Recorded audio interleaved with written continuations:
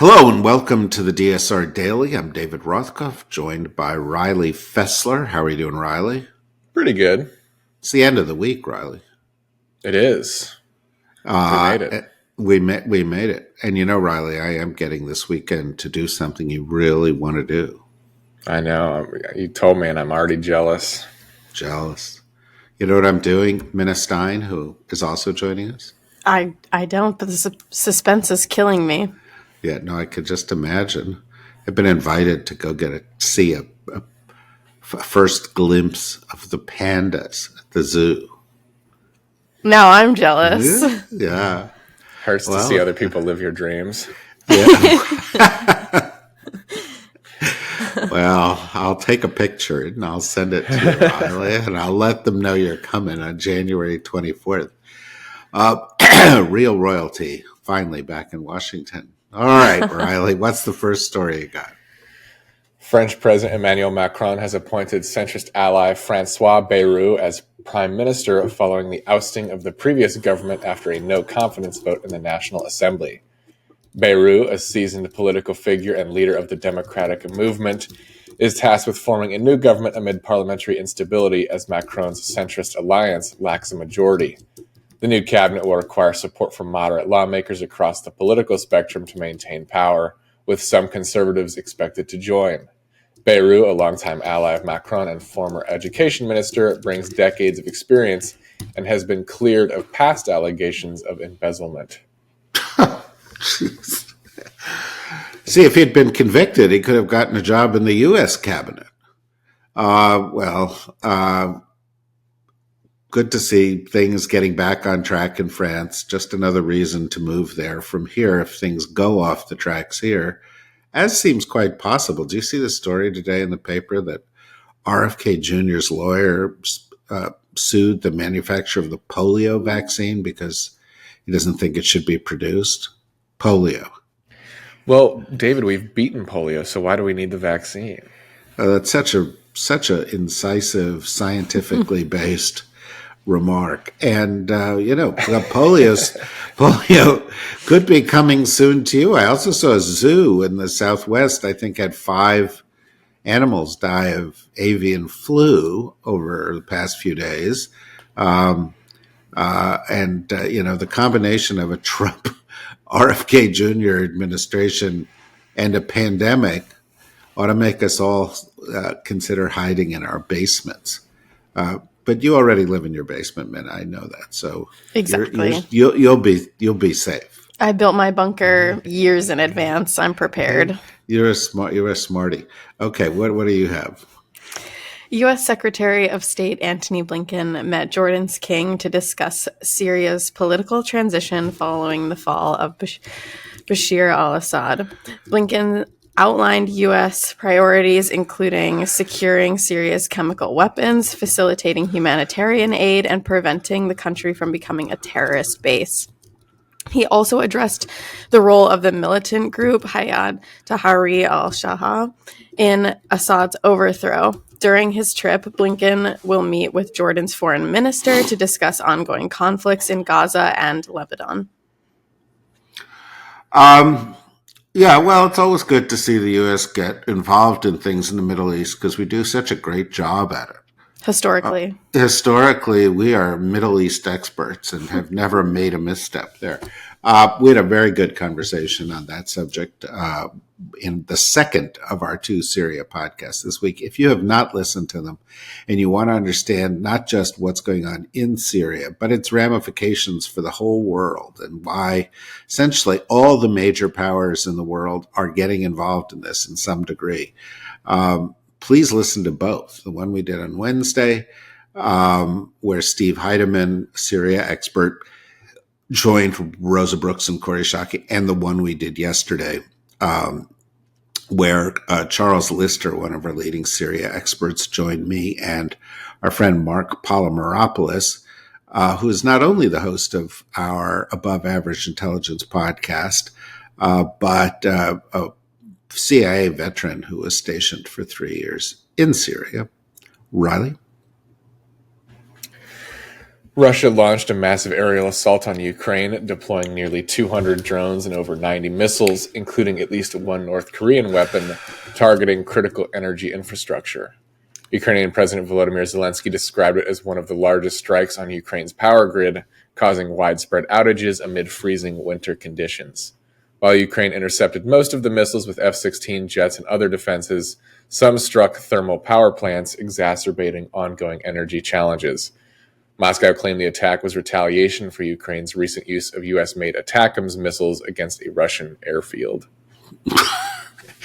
You know, the Russian lines about retaliation, given that they've been waging a war in Ukraine, heading into its, past its 10th year, into its 11th year soon, is just mind-boggling. But, also revealed in this is the effective use of the F-16s, which some in the United States, including some pretty senior folks in the U.S. government, said, the Ukrainians won't be able to figure out how to use these.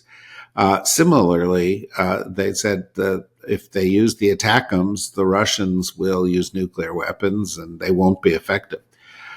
Here's the thing. Every single red line that the U.S. self-imposed on the Ukrainians about the use of different kinds of weapons systems, whether it's M1 Abrams tanks or it's medium-range missiles or longer-range missiles or F-16s, they've all been wrong. We've been wrong every single time. Every single one of those weapon systems has been put to good use, and every single one of those weapon systems would have benefited the Ukrainians had it been provided earlier and in greater numbers. And in several of the cases, it took Europeans to lean into this with the permission of the Americans, but not with the lead of the Americans. There are lessons to be learned here, and I hope we are learning them, if not for application in the next 4 years, then sometime after that. Minna? The House of Representatives passed a bipartisan bill on Thursday to create 66 new federal judgeships, despite President Joe Biden's pledge to veto it. The bill, which has already passed the Senate, was initially seen as uncontroversial, but gained opposition after President-elect Donald Trump's victory. The House Democratic Whip warned colleagues against supporting the bill, fearing it would allow Trump to fill these new positions. The legislation, designed to address court system backlogs, would provide judgeships over a 10-year period, with Trump filling only 25 of these 66 new positions. Biden's White House called the bill unnecessary for effective justice administration and threatened a veto. Yeah, okay. Well, I get that. But, Trump's going to be the president of the United States in 5 weeks. So he'll get the bill back and he'll sign it. So, sometime, in these last weeks of an administration, you need to sort of, think ahead fully a month or two and imagine what will happen under the new circumstances. And the new Congress is less far away than that. I think that we get a new Congress on January 3rd. Riley? The Iraqi army has seized the BGP-5 barracks, marking a significant defeat for Myanmar's military junta and giving the insurgents full control of the border with Bangladesh. This intense battle, one of the bloodiest in Myanmar's civil war since the 2021 coup, left over 450 junta soldiers dead and highlighted the AA's growing military and administrative capabilities in the Rakhine state. Despite their successes, the AA faces challenges, including rebuilding a war-torn region, managing displaced populations, and navigating fraught relations with the remaining Rohingya population. While the AA promises inclusive governance, its treatment of Rohingya remains a contentious issue, further complicated by the shadow government's push for a federal political system and China's call for a ceasefire. It's a messy situation there that we don't focus on a lot. The mistreatment of the Rohingya, which is a Muslim group that lives primarily in the western parts of Myanmar,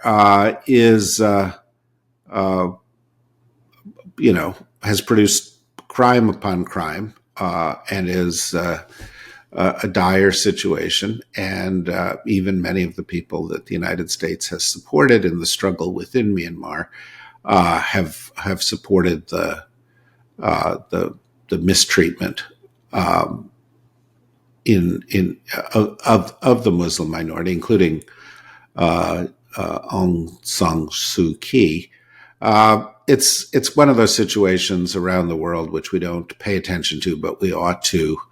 Also, I would draw attention to the headlines today coming out of Sudan, which is now, as Riley has regularly pointed out here, been a humanitarian disaster going from bad to worse, and in fact is now being characterized as the worst humanitarian disaster on the planet,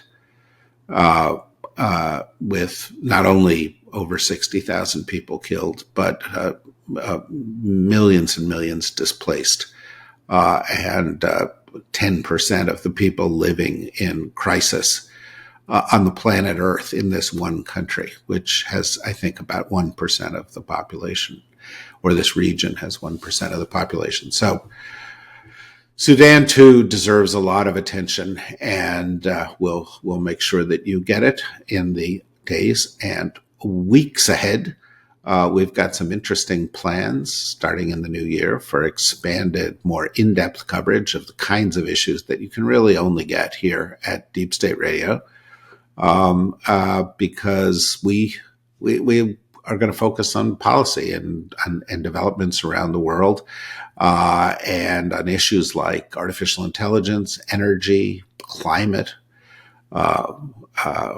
defense technologies, intelligence itself, and not just howling at the moon about the political situation here in the United States.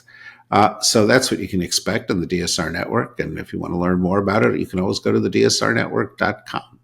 For now, our big breaking news story of the weekend, Riley and Minna, is it's the weekend. And that's a good news. And we hope you enjoy it. And then you back here on Monday. Join us again. Until then, thanks, Riley. Thanks, Minna. Thanks, everybody, for joining us. And bye-bye.